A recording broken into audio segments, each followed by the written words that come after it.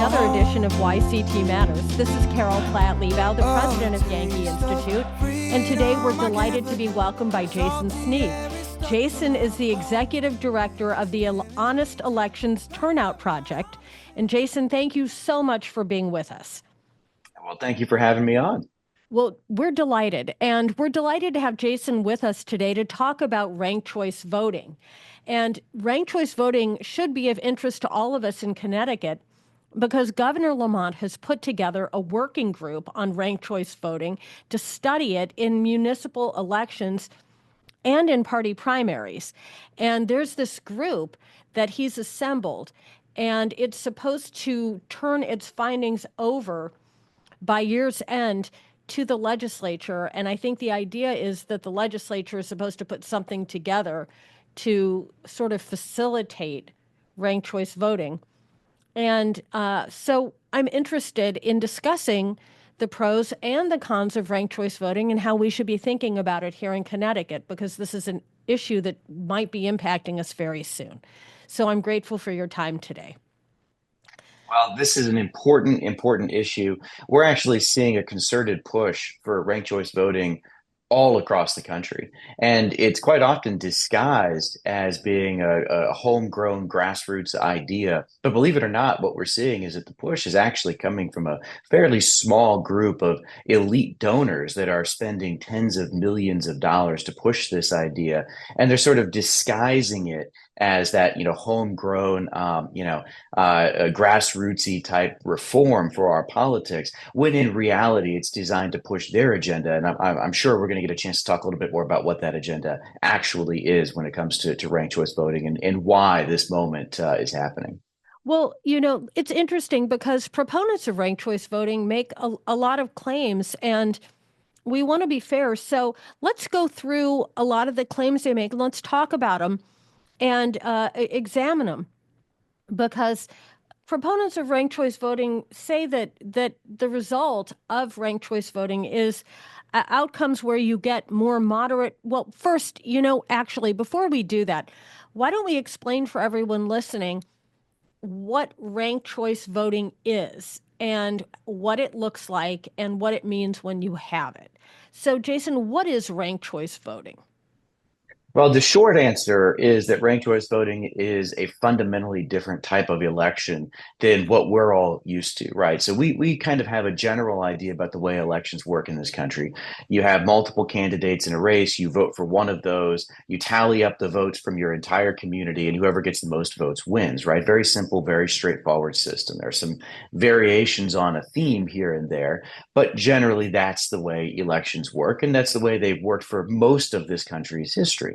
What ranked choice voting does is throw all of that out and replace it with what I argue is a very complicated and cumbersome system where now voters are asked to rank multiple candidates in every election based on their personal order of preference. So one of the most popular systems that's being pushed right now, and I use popular only hesitantly because it's really not popular, it's just the most common type of system that's getting pushed, is one called Final Five voting, which is where you have a jumble primary. So you have no more Republican primary or Democratic primary or Green Party primary. You have all candidates from all parties running in one single election that you get to vote for one of those people. And then the top five people out of that primary proceed to a general, and you're asked to rank them 1, 2, 3, 4, 5. So the idea here is that with ranked choice voting, you're trying to find a majority winner in your election. They basically say a plurality winner, even a 49.9% vote getter is not sufficient. We need to find a majority winner. And the way they do that is by identifying poor performing candidates, eliminating them from the contest, and redistributing votes that were cast for that defeated candidate based on each voter's next highest pick. So they essentially manufacture a political majority by pulling in second, third, even fourth place votes adding that to the vote totals for candidates, and then deciding a winner. So that's the basic idea behind ranked choice voting. You're ranking candidates in order of preference, and then you're running them through the tabulators, and you're eliminating and redistributing votes until you get to someone that wins over 50% of the remaining votes. And this is an important point because what happens throughout that process is that a lot of people don't rank all of the candidates. Either they don't understand the system, or as happens very frequently, we identify candidates on a ballot that we want nothing to do with, right? There are liberals that will never vote for a conservative, and there are conservatives that will never vote for a liberal. So they will only rank one or two people on the ballot. And if their candidates are defeated before you get a winner, that's what is called an exhausted ballot. It's thrown out, but it's also removed from the denominator of the voting equation, which is, total votes cast, right? So with each round of elimination, and it can take 2 or 3 rounds of elimination or more to get to a winner, it looks as if fewer and fewer people actually voted. And the reason for that is because mathematically, you can't guarantee that there's going to be a winner who gets over 50% unless you are removing those exhausted ballots. So there's a lot of smoke and mirrors here with this system, but that's the fundamental shtick, is that it's trying to identify a majority winner. So when they say that they've had a majority win, it just means a majority of the ballots that weren't actually exhausted. That's right. And there are often a lot of exhausted ballots in these races. So they use ranked choice voting in New York City, for instance, for the Democratic primary, which, as we know, is basically the election in New York. And when they used it for Eric Adams' mayoral campaign, they threw out 140,000 exhausted ballots before Eric Adams was declared the winner. In Alaska, when they used it for the first time in 2022, Mary Peltola was declared the winner of a congressional seat with over 50% of the vote. But if you add the exhausted ballots back in, the ballots that were thrown out as they were competing, computing the winner, she actually only got about 49% of the vote. So it is a majority of the remaining ballots, It's but there can be it's a so many majority ballots of the thrown out. non-exhausted ballots. So you Correct. That's really right. don't know what it actually is. You just know it's the majority of ballots that ranked all the candidates, essentially, correct? The ones that survive to the end of that tabulation. That's right. And this is the other point here. We're for simplicity's sake saying that you're still getting candidates that get a majority even of that bucket of votes, right? The votes that are left at the end of the counting process. But we have to understand that the people who win are winning based on second, third, fourth place votes. And at some point, the people that fill out their entire ballot, they're ranking candidates.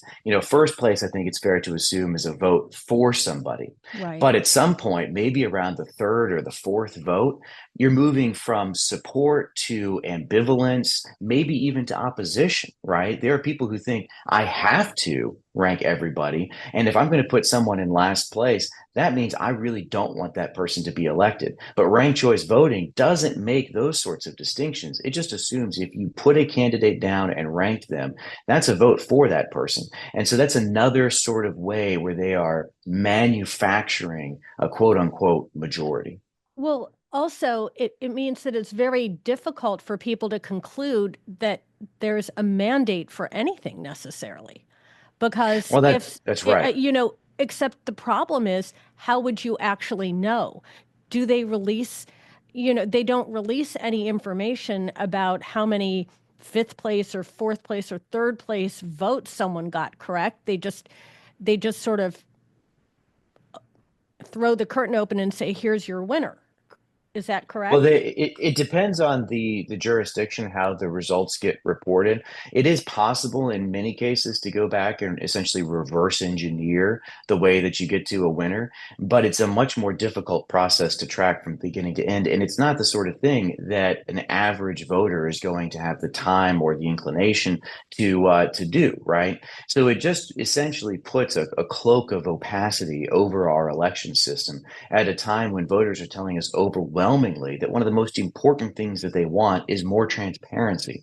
And here we've got ranked choice voting, which is turning our elections into a black box. And it's making it considerably harder for us to understand how someone wins in the, eighth or ninth round of elimination based on the strength of their third place vote haul. That's not the way that most Americans think about elections. We want winners. We want candidates to have competition of ideas, to debate one another, to present strong visions, and then we pick the winner, right? Not pick the sort of milk toast middle person that can appeal to, the most third place votes. That's the way that ranked choice voting delivers its majorities. Well, it seems to me the problem is at a time when you have a lot of concern uh, about the administration of elections and clear outcomes and how votes are being counted to start with. Almost the worst thing for trust in quote unquote our democracy is to put all of this in a black box and then have, some designated group of elites come out and say, don't worry about how we got here. Here's your winner. Yeah, that's 100% right. I mean, as I said, transparency is one of the most important things. And if you want to inspire people to participate, the first thing that you have to do is show them that the process deserves their confidence and deserves their time in voting. And by turning our elections into a black box with ranked choice voting, you are actually creating whole new opportunities for people to doubt the process and to doubt the results of elections because they just can't understand them. And again, it gets down to very basic stuff. We have an idea that you should vote for one candidate in a race, that the candidate that gets the most votes is the winner. Now we're computing and calculating results using algorithms that are so complicated that in many places that are bringing ranked choice voting into their elections, the people that are passing the local ordinances to use ranked choice voting don't understand and say, I don't understand how this works, but we're going to do it anyway. So the system is so complicated that you have elected leaders that we pick in order to make sure that these systems run don't understand it. The voters don't understand it. And there's actually a lot of data out there that shows us that when you bring ranked choice voting into elections, it actually winds up deterring people from participating, Well, particularly low propensity voters, minority voters, and people who don't speak English as a first language. They all face additional barriers to the voting process, and the complexity winds up discouraging people from participating in the first place. So, to your point about this moment in history where we have a lot of concerns about the administration of elections and whether our votes matter, ranked choice voting exacerbates those problems rather than solves them. well, I want to be fair to ranked choice voting proponents. And so some of the claims they've made, however, Jason, is that this does lead to greater voter choice. You can rank multiple candidates instead of choosing just one. So let's say you do consider, candidates B, C, D, E, the lesser of two evils as opposed to candidate F. And, you have a chance to do that. Um, what's so bad about that?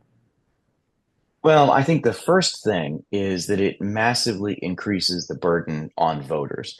And this is part of the reason why I think that ranked choice voting in particular has appealed to a certain demographic. And I say this lovingly because I myself am an election nerd, but it appeals to Are election you nerds and are you political nerds. are you part of the elite? Are you part of the small strata of people who make this your life? I would say that yes, I'm very fortunate to have the job that I have because it fits perfectly. But we have to understand that most people, when they are participating in a democratic process, are not that way. Most people don't live their life for politics. Don't most people don't sit around thinking about how should I order candidates A, B, C, and D? Do I want to do Wait, B, D, C, A or A, C, B? It's that's not the way that most people think. So we're increasing the burden because now you have to go and study all of the platforms for all of the candidates. It could be five, it could be 10 or more in some of these ranked choice elections at the local level. And then you have to think through how do I want to rank each one of these? It forces you to consider platforms for candidates that have no chance of winning in the general election. So it winds up taking you more time. In fact, just the casting of a ballot, there was one study that said in a final five style race, so five people on the ballot, that adds an additional minute just to the voting process on top of what it already took. So if it took you 20 minutes and you have a ballot that has 20 ranked choice races on it, then suddenly it's going to take you 40 minutes to cast that vote based on this study. And that's just the voting process, not the homework that you have to do beforehand to study all of these candidates. The average ballot in this country has 17 candidate races.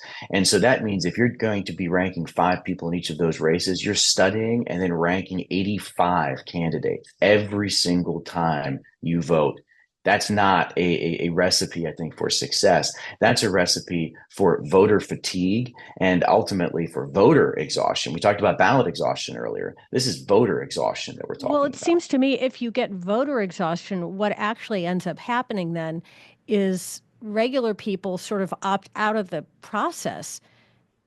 And then you just end up with sort of elites or big money interests or people who have a vested interest in the system rather than ordinary people whose lives are going to be affected, but who simply don't have the time or the resources to spend their lives concentrating on this stuff, being the ones who essentially run the elections. Well, that's right. You wind up actually discouraging people from participating. There's going to be drop off and down ballot races because you can imagine if you are a young parent, say, and you go to vote at a polling location and you spend 35 minutes voting and you haven't got to the bottom of your ballot, but it's time to go pick up your kid and take him to soccer practice. What are you going to do, right? Right. So we're making it take longer, and we're basically forcing people to either put more time than they want to or have into our political process, or we're asking them to simply sit out entire races or just vote very quickly with random data.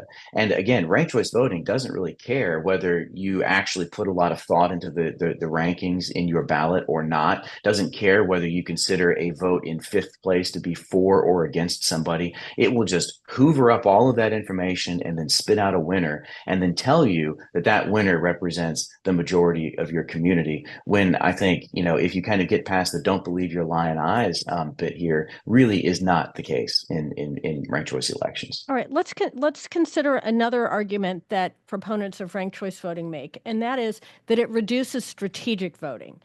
You can vote for for your true choice without worrying about spoiler candidates. Um, you know, I mean, what are your thoughts about that?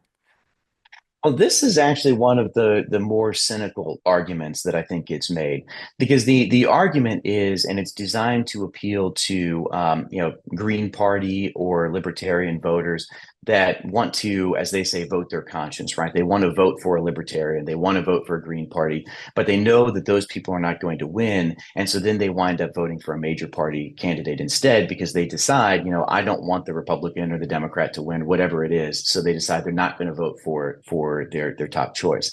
And the ranked choice voting community has decided to seize on this as a way to get those groups of voters to engage because they say you can vote for a Libertarian or a Green Party in first place without worrying about this issue of whether that's going to spoil the election. But this is the real core of why I think this is a cynical argument, because those candidates are still going to lose. So yes, you get to feel good by listing a libertarian in first, but when the libertarian candidate is the first candidate to be eliminated, then your vote is going to be redistributed to your second place pick. And odds are you did vote for somebody in second, and that's going to be probably one of the major parties. So there's a little bit of a bait and switch because they imply that this is actually the way that a third party candidate is going to get elected to lead your town, get elected to Congress, get elected to the governor's mansion. And yet, what winds up actually happening is those third party candidates just get eliminated in the first or second round, and all those votes get redistributed to the major parties. So that's why I think that this is a little bit of a cynical bait and switch because it's not the path for third parties. It's the path to make sure that those third party voters can feel good by voting for someone they like in first, but their vote still gets counted in second. So there's still that strategy element. Who are you going to rank in second place? And so that, it basically just buries that a little bit. It's not a real means of getting third party candidates elected or really improving the process in any way. Well, one of the things that attracted my attention to ranked choice voting happened in Alaska. I was curious about sort of what struck me as an anomalous outcome when I was reading up on this in 2022. And I noticed that in Alaska, they implemented ranked choice voting, but now they have put an initiative on their ballot to repeal it.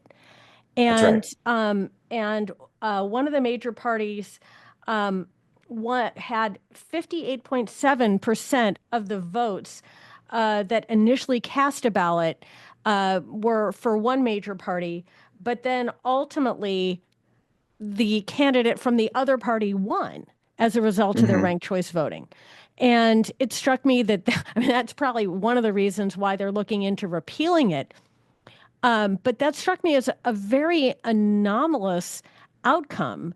And, certainly probably not reflective of the policy preferences of the people of that state. And I just thought it is an odd system where you can start Well, out with, almost 59% of voters voting for someone from one party, and yet the other party ends up winning. yeah, and that was absolutely the case in Alaska, where you actually had nearly 60% of voters saying that they wanted to go with one party, but then the other party wins for the first time in 50 years. That's 100% what happened. And it's something that actually happens in different forms all over the place. Very often, the candidate that gets the most first place votes goes on to lose an election under ranked choice voting. Now, in fairness, Mary Peltola, now Congresswoman Mary Peltola, got the most votes in the first round because the two Republican candidates split the first place vote. But I think it's very difficult to argue that Alaska is somehow a blue state, and yet they, ended up electing Congresswoman Peltola. Ranked choice voting does this over and over again in various forms because, again, it's not about identifying the candidate that can get the most votes. It's about pulling in second and third place votes and redistributing votes as you eliminate candidates. They try to argue in some cases this isn't going to change election results, but yet it clearly does. One perfect example of this is Boulder, Colorado, where they just used ranked choice voting for the mayoral election. And this is the first time again that they did it. It was really interesting. Boulder is a pretty liberal city, but there was one of the candidates was a former member of city council who, or excuse me, a sitting member of city council who was a true moderate. He was the moderate candidate in the race. He was a former Republican, and he was favored to be the winner under the old rules. And in fact, when they ran the election, he got the most first place votes, nearly won the whole thing. And yet they brought in ranked choice voting, and ranked choice voting redistributed the votes from the defeated Democratic Socialist candidate to the incumbent Liberal Democrat mayor and reelected the Liberal Democrat. So you had these sorts of machinations going on where the person that the most people in your community actually think should win winds up losing. And very often that is the actual moderate candidate in the race, right? The true political moderate is the one that gets defeated in favor of a center left candidate winning the election. Yeah, I mean, that's a really interesting, a really interesting outcome, especially when they they they argue that it promotes majority support by redistributing votes because, you know, ultimately you have exhausted ballots as we were talking about. So you're not really getting a true majority, but also because because I know that the argument has been that this promotes centrism, but it actually is not necessarily promoting centrism.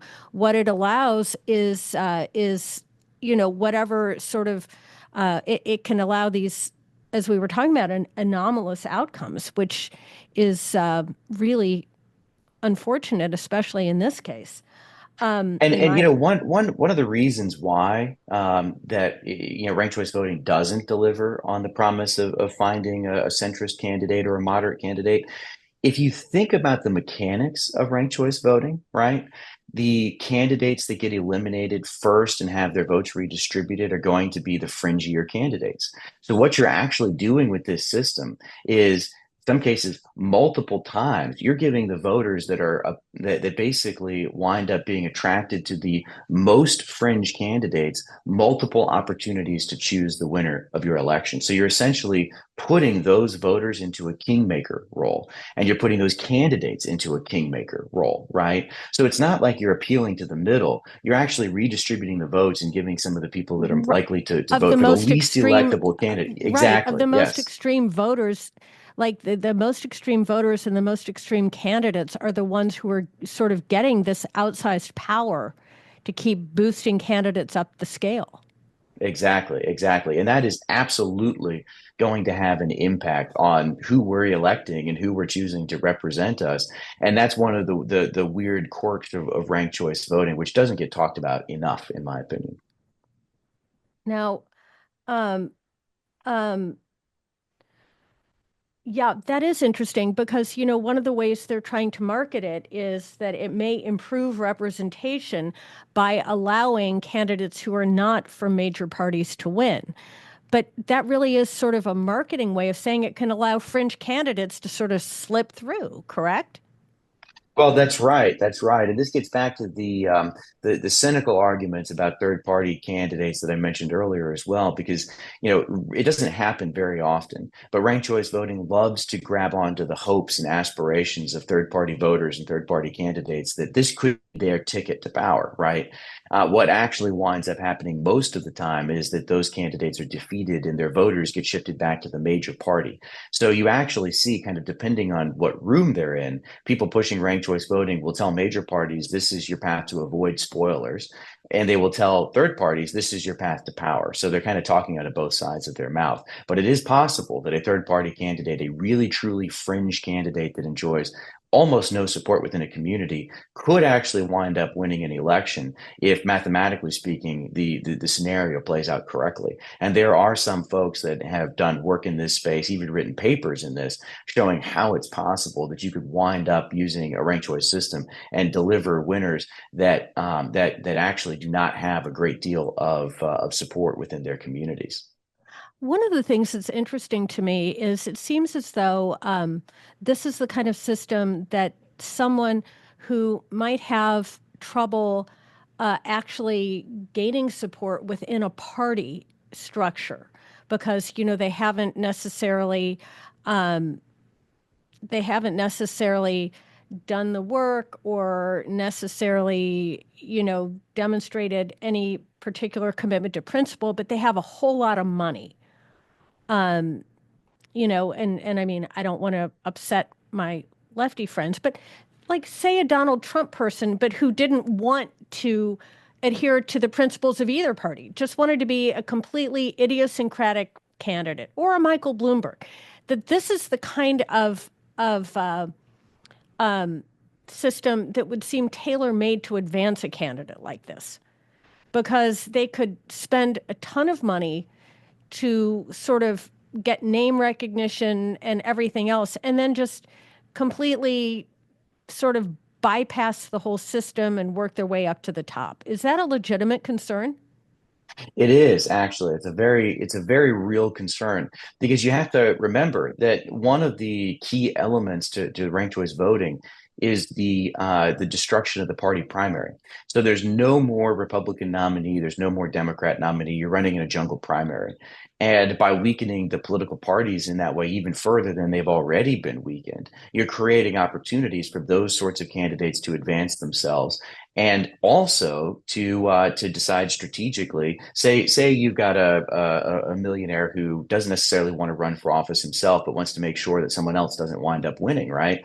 Well, they can just run multiple candidates designed to appeal to particular demographics of the voting population and fund them, and then they can get them all on the general election ballot because there's not just one Democrat or one Republican nominee anymore. You can have a in a final five contest five Democrats, five Republicans, four Democrats, and one Republican, or any iteration of those folks. So it's very easy to game the system in that way, and it also creates plenty of opportunities for those sorts of candidates that would not otherwise advance through the normal party primary system to nevertheless get onto a general election ballot and possibly even to win. I mean, here the best example of that actually, I think, would also be Alaska, where Lisa Murkowski was instrumental in getting ranked choice voting passed in 2020 and implemented in 2022.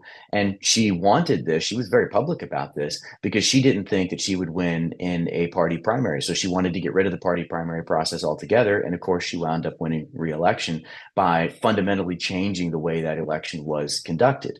So there's definitely those sorts of problems. It's an easily gameable system, and it does create those sorts of opportunities to do end arounds of the political system that we've got now. Yeah. Um, finally, I know proponents say it reduces the need for runoff elections. And I suppose that's true. And that does reduce expense, Jason.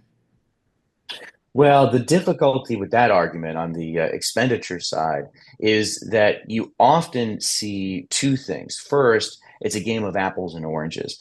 Most elections in this country, at least at the federal level, don't require runoffs right now. So ranked choice voting proponents will say, well, RCV is cheaper than an election and a runoff.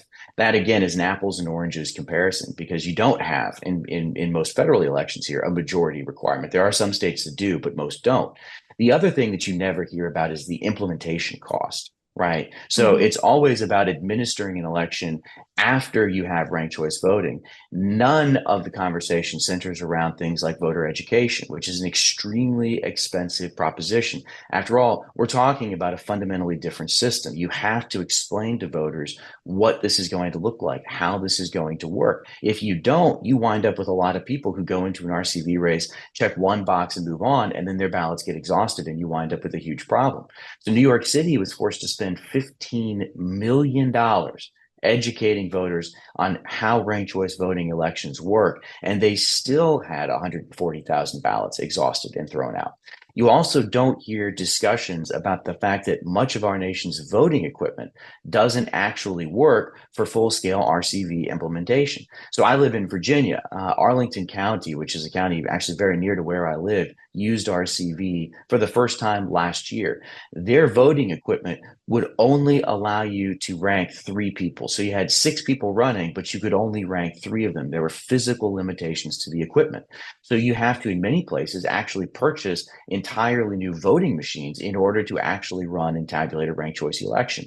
They're considering RCV in Idaho, and the Secretary of State said that it would cost as much as $40 million to implement RCV because they have to purchase new voting machines to run that election. So there are huge costs associated with RCV. And then there are the ancillary costs too. Your ballots are longer because you have so many races with so many candidates that have to be printed. So your printing costs go up, your paper costs go up. If you're mailing those ballots, your mailing costs go up. So there's lots of different ways that you actually, when you look at the balance sheet, you see that it tilts far more towards expense than cost savings. And if you look at and talk to people in jurisdictions that have tried ranked choice voting and then repealed it, they will say that cost is one of those factors. In fact, there is a pilot project that's active in Utah right now that got about 24 cities to sign up. Half of them ended up walking away, citing things like cost, confusion, complexity, and so forth. So there's a lot more reasons, in my opinion, to say no than yes to ranked choice voting. Yeah, I had looked and I saw that Burlington, Vermont, Aspen, Ann Arbor, a lot of cities that had implemented it had gone ahead to repeal it. I've got an open mind, but I guess the one thing I would say is that, all our friends who tell us that it is too heavy a lift to ask people to get ID to vote want us to expect people to handle like 85 per candidate ballots.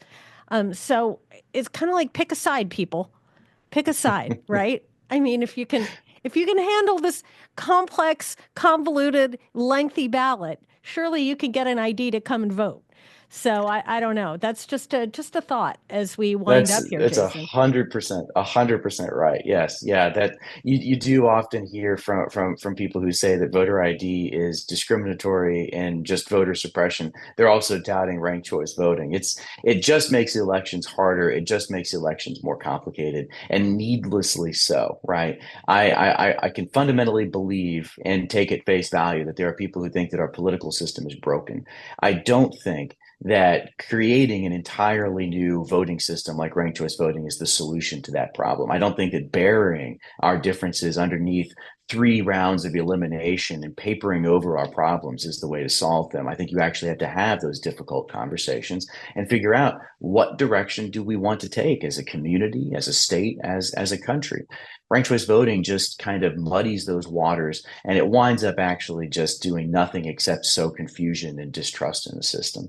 So we have a chance right now to decide whether or not to say yes to ranked choice voting. And one of the interesting ways that I often kind of imagine this is what will historians be saying about a particular idea in 50 or 100 years, right? What will historians say about ranked choice voting? And it's not even a hypothetical here because it turns out that RCV swept the country about 100 years ago. And it was such a failure that every city that tried it wound up walking away. So I think that we would be woe to repeat history in this case, since we know that ranked choice voting doesn't deliver on its core promises. We should learn from our prior mistakes and avoid making them again as we consider the best course for election reform here in 2024. Well, I appreciate your thoughts on this. Obviously, I hope that this task force that is examining ranked choice voting takes these comments carefully into account, because I think it is important that our people have confidence in the outcome of our elections. I think it's important, obviously, that we allow people in our state to have a choice and a meaningful choice. And sometimes having that bifurcated choice is what allows people truly to choose between two clear visions for the future. And so it's been a really interesting conversation, Jason. I thank you for taking time to share your thoughts on ranked choice voting. And this has been Jason Snead, the Executive Director of the Honest Elections Turnout Project. And Jason, we appreciate you joining us on YCT Matters. Thank you very much. It was great to be here. Well, thank you so much. And thank all of you for joining us. We look forward to having you with us on the next edition of YCT Matters.